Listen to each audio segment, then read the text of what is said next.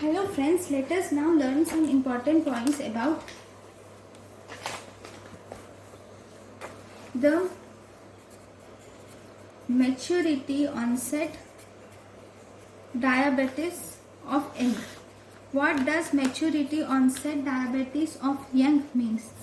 In maturity onset diabetes of young, it is an autosomal dominant translocation with gene mutation. It is of two types. It includes MODY1 to MODY6. It includes MODY1 to MODY6. This maturity onset of diabetes of young is actually a non-insulin. It is non-insulin dependent diabetes mellitus, which is seen around 25 years of age, and it is seen in people with normal BMI and those who are non-obese patients. So if you see the etiology, it is seen due to beta cell dysfunction.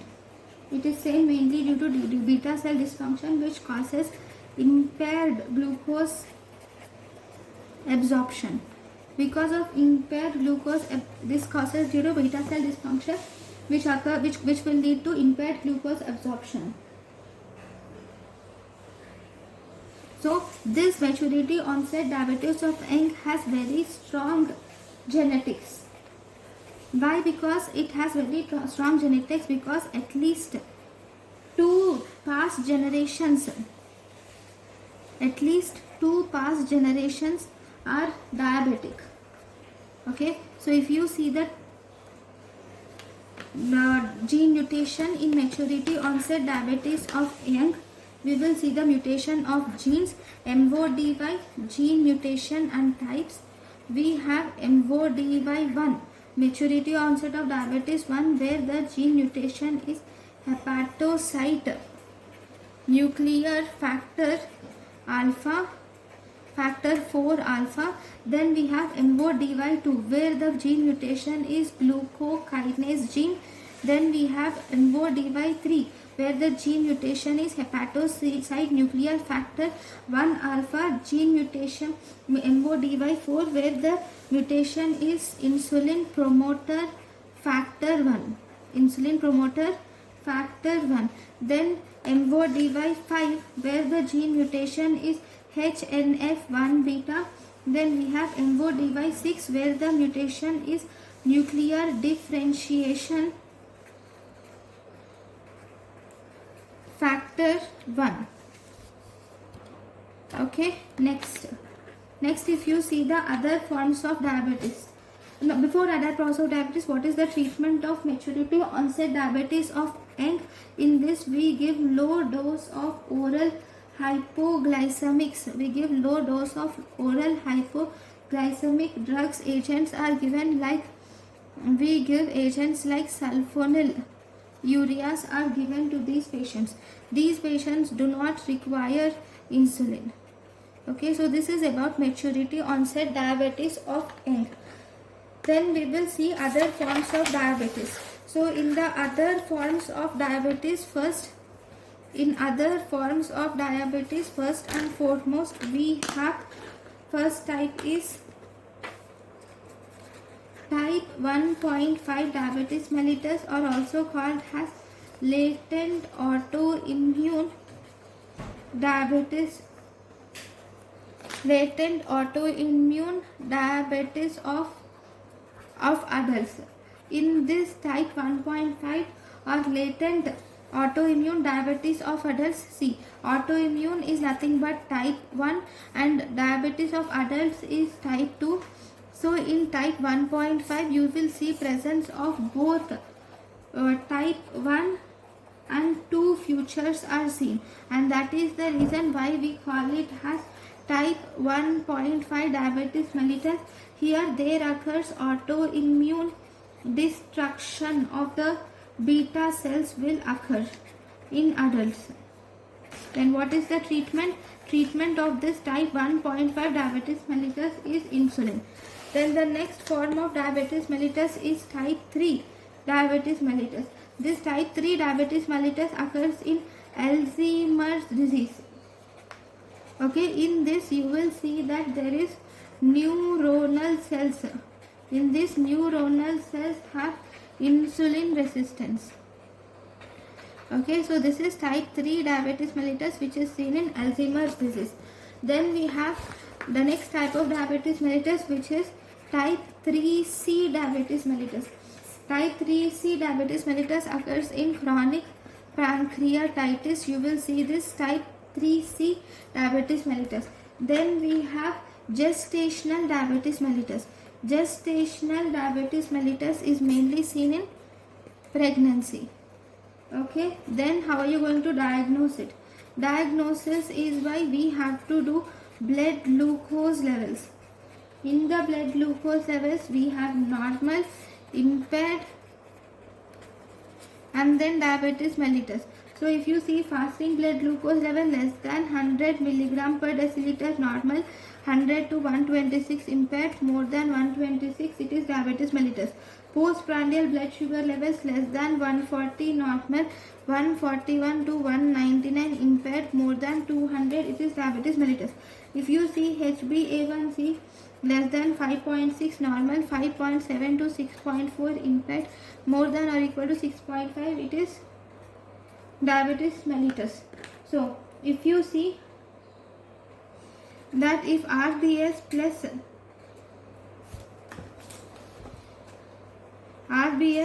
see if there is random blood sugar levels more than 200 milligram per deciliter with clinical features, then it is called as diabetes mellitus.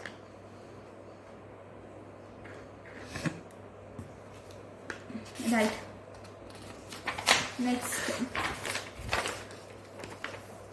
Next the second test is we can do oral glucose tolerance test can be done.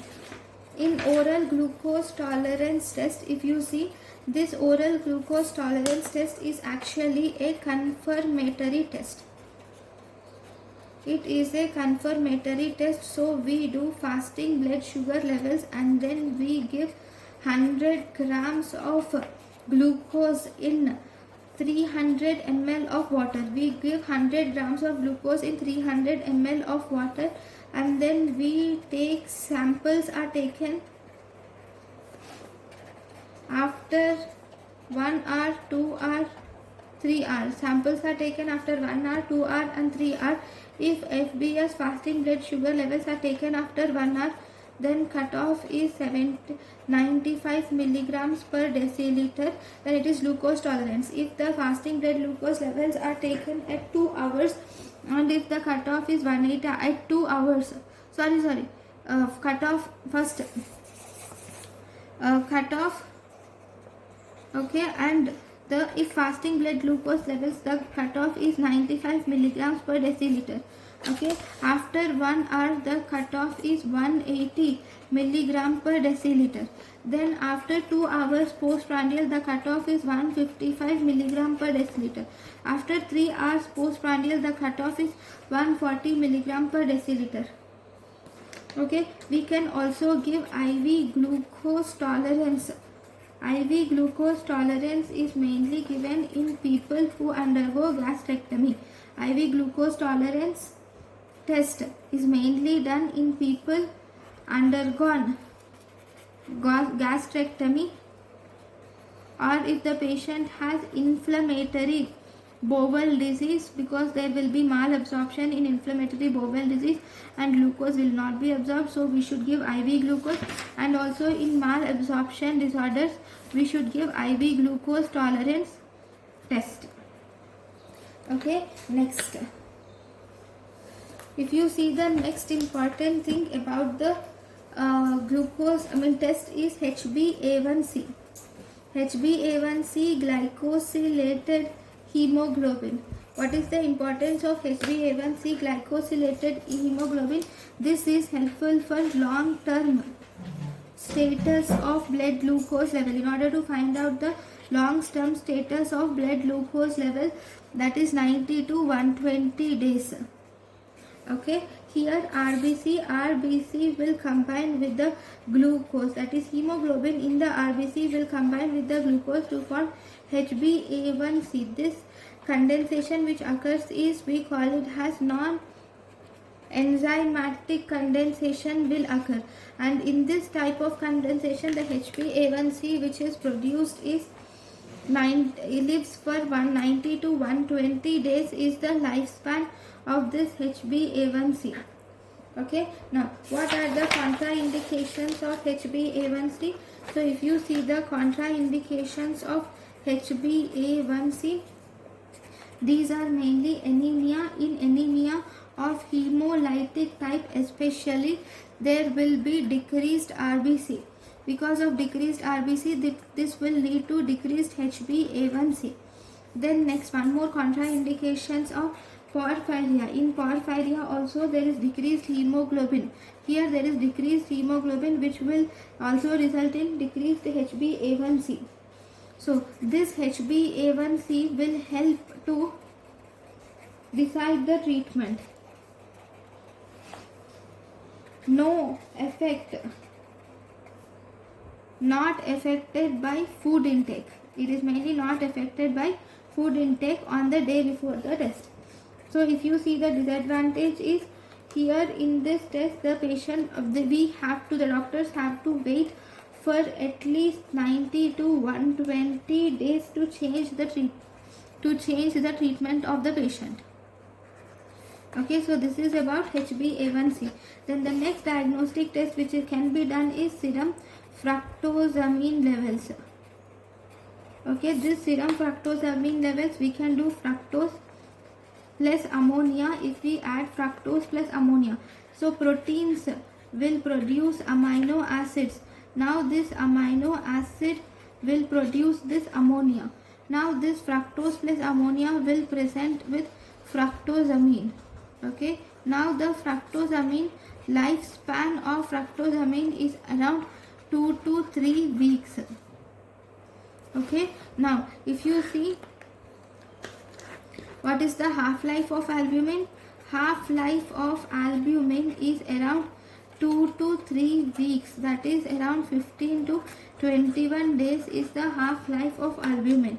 Okay, this fructosamine will now tell us the short-term blood glucose control.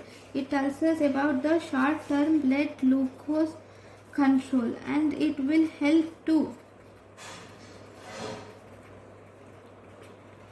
rapid change in treatment of diabetes mellitus. Rapid change of treatment in diabetes mellitus can be useful with the help of this fructosamine. This fructosamine is mainly useful in screening of diabetes mellitus in pregnancy. So these are the important advantages of fructosamine. Now what are the contraindications? Contraindications are if there is conditions where albumin is decreased or lost. In them we should not do or do not do fructosamine. Especially if you see conditions like nephrotic syndrome, where there is loss of albumin is seen in nephrotic syndrome, and in cirrhosis. In cirrhosis, obviously there is decreased production of albumin itself is decreased. Okay, in both these conditions there is hypoalbuminemia. Because of this hypoalbuminemia, you will see that there will be decreased fructosamine, that too falsely. Okay, there is falsely decreased fructosamine. So these are the important diagnostic features of diagnostic tests which we can do for diabetes mellitus. Thank you for watching.